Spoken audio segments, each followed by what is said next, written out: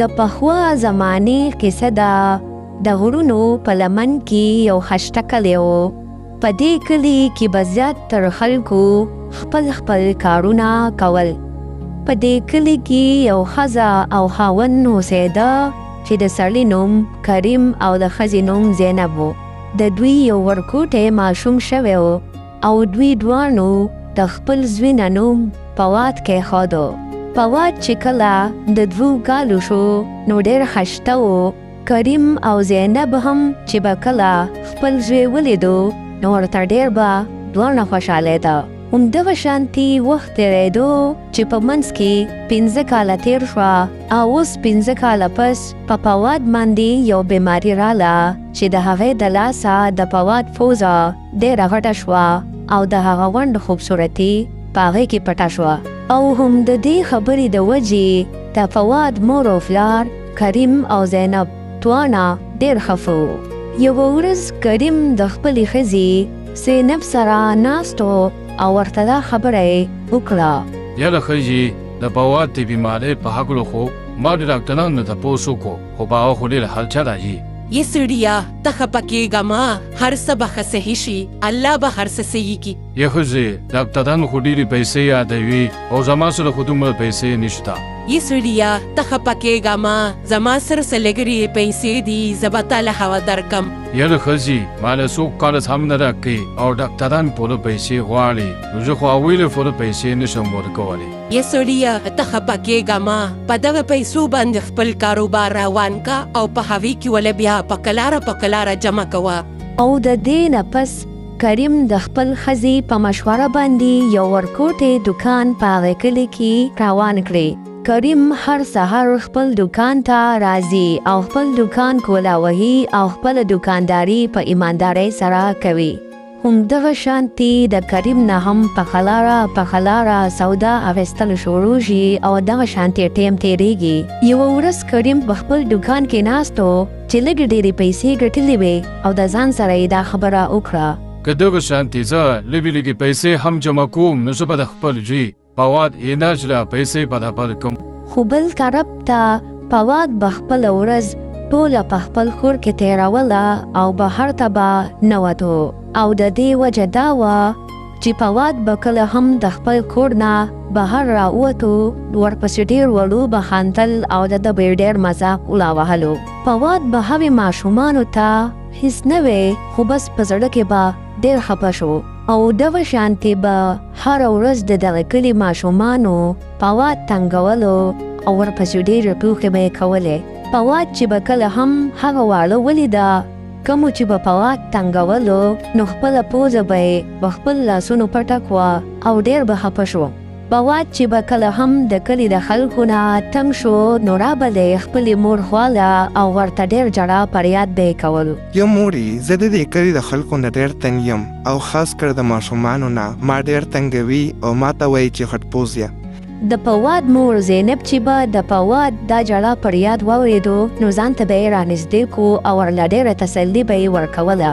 یوه ورځ کریم د خپل زوی فواد سره ناست او ورته دا خبره یې وکړه: فواد بچیا، ته اوس مه خفه کېږه، ستا دپاره زه لږې پیسې جمع کوم او انشاءالله په هغې به زه ستا علاج کوم د خیره.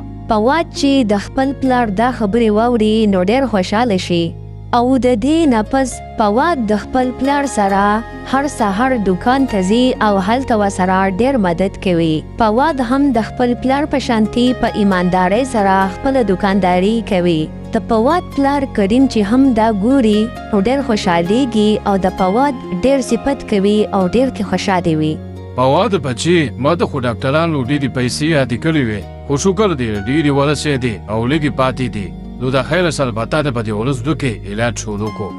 فواد چې د خپل پلار کریم دا خبرې واوري نو ډېر خوشحاله شي او د ځان سره دا خبره وکړي چې زما پوزه به هم صحیح شي. خو بل طرف ته د کلي خلکو ته هم پته ولګي چې فواد د خپل پلار په دکان کې کینی نو هلته پسې هم د کلي خلک راځي او فواد ډېر خاروي او د هغه ډېر مذاق وړاوهي. یا ظالمانو، تاسو ما ولې کاروئ او زما ولې مذاق وړاوهئ؟ زه خو د خپل پلار سره په دکان کې مدد کوم، بیا به دلته هم نه راځم. هم په دغه ټیم باندې د پواد خواته یو ډاکټر راشي.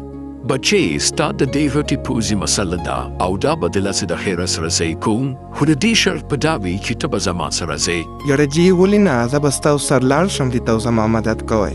او د دې نه پس پواد هغې ډاکټر له خپلې پیسې هم ورکړي چې ما له په دې باندې علاج وکړه، خو هغه ډاکټر ډېر ښه وي او پواد له هغه پیسې واپس ورکړي او ورته ووایي چې زه به ستا علاج مکمل فری کوم. او د دې نه پس پواد او هغه ډاکټر یو ګاډي ته وخیږي او هغه ګاډی په تیزه روان شي او بیا سم ځل پس هغه ډاکټر پواد خپل اسپتال ته راولي او هلته ولا فری علاج شروع کړي. پواد بچیا زه به ستا دلته علاج کوم او ته به د خیره سره صحیح شې او ستا پول به هم صحیح شي، ته هیڅ ټینشن مه اخله. یاره جي ستاسو ډېره مهرباني چې تاسو ما له پرې علاج شروع کو او زما د سره دومره غم دی، ستاسو ډېره مهرباني. او د دې نه پس هغه ډاکټر د پواد په اجازت سره د پواد علاج شروع کړي او دغه شانته ټیم تیریږي چې په منځ کې یو هفته تیره شي او بیا یو هفته پس چې هغه ډاکټر د پواد چیکینګ کوي نو هغه وګوري چې د پواد پوزه بالکل صحیح شوې ده او د دې نه پس چې پواد هم ځان په عینه کې وګوري نو د هغه پوزه بالکل صحیح شوې وي او پواد ډېر خوشحاله وي. اله دا خو زما پوزه بالکل صحیح شوې ده، دا خو ډېر د کمال خبره ده، زه ډېر خوشحاله یم، زما پوزه واپس صحیح شوه. پواده بچې ستا پوزه اوس مکمل صحیح شوې ده او زه غواړم چې تا اوس د خپل مور او پلار خواله بوځم، هغوی به ستا ډېر په انتظار وي. بالکل ډاکټر صاحب چې څنګه ستاسو خوښوي.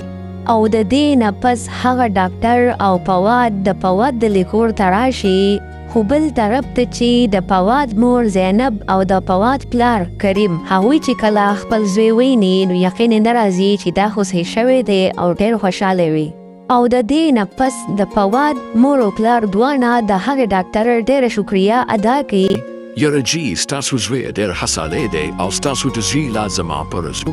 د دې خبرې نه بعد دغه ډاکټر د پواد د مور او پلار نه اجازت والی او په خوشحالۍ سره رخصت شي او هم د هغې ورځې نه پس پواد د خپل مور او پلار سره په خوشحالۍ زندگی تیروي. نو زما خوږو ماشومانو که تاسو هم زمونږ په چینل باندې نوي یې نو زمونږ چینل ورسره سبسکرایب کړئ، دا ویډیو لایک کړئ او یو ښکلی کمنټ وکړئ. ستاسو د مینې یو جهان مننه.